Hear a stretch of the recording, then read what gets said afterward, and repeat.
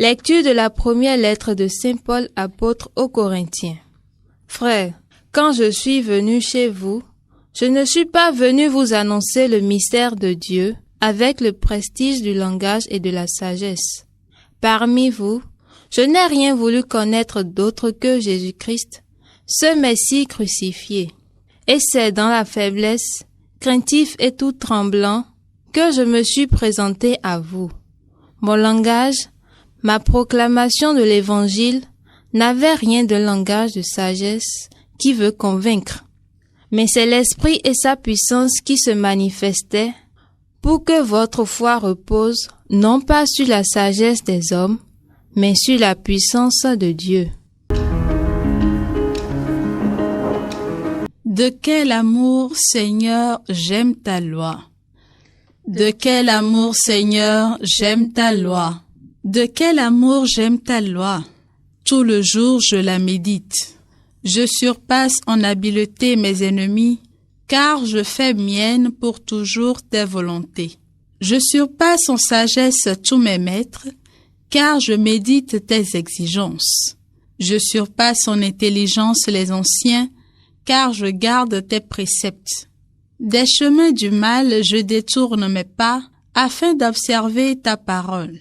De tes décisions, je ne veux pas m'écarter, car c'est toi qui m'enseignes. Évangile de Jésus-Christ selon saint Luc. En ce temps-là, Jésus vint à Nazareth, où il avait été élevé. Selon son habitude, il entra dans la synagogue le jour du sabbat, et il se leva pour faire la lecture. On lui remit le livre du prophète Isaïe.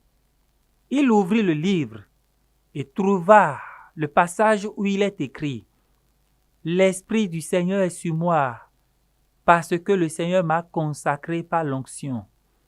Il m'a envoyé porter la bonne nouvelle aux pauvres, annoncer aux captifs leur libération et aux aveugles qu'ils retrouveront la vue, remettre en liberté les opprimés, annoncer une année favorable accordée par le Seigneur. » Jésus referma le livre, le rendit au servant et s'assit.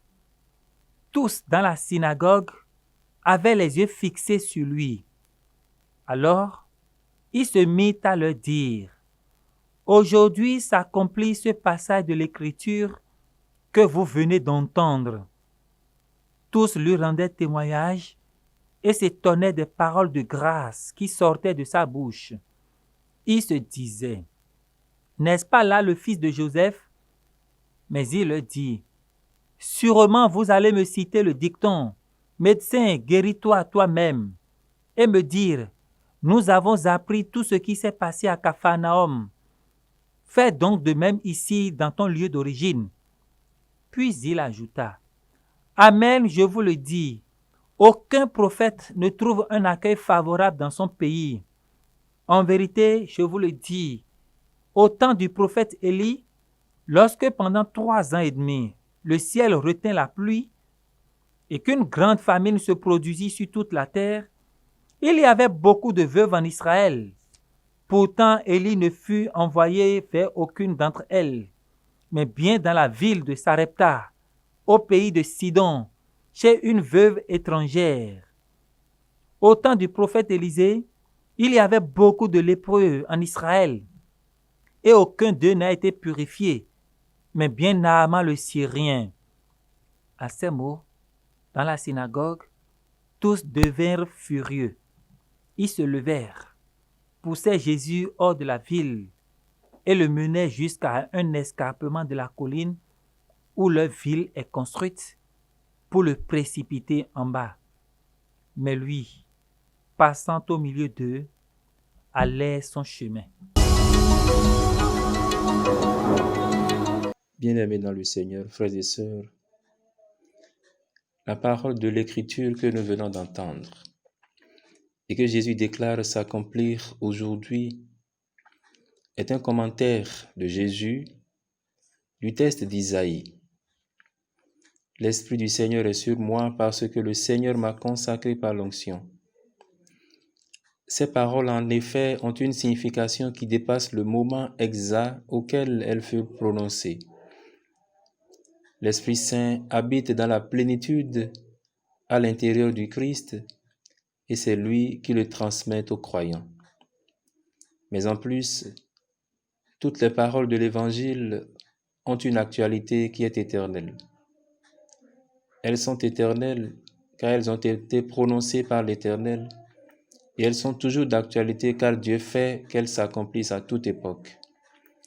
Quand nous écoutons la parole de Dieu, nous devons la recevoir non pas comme un discours humain, mais comme une parole qui a le pouvoir de nous transformer. Dieu ne parle pas à nos oreilles, il parle à notre cœur.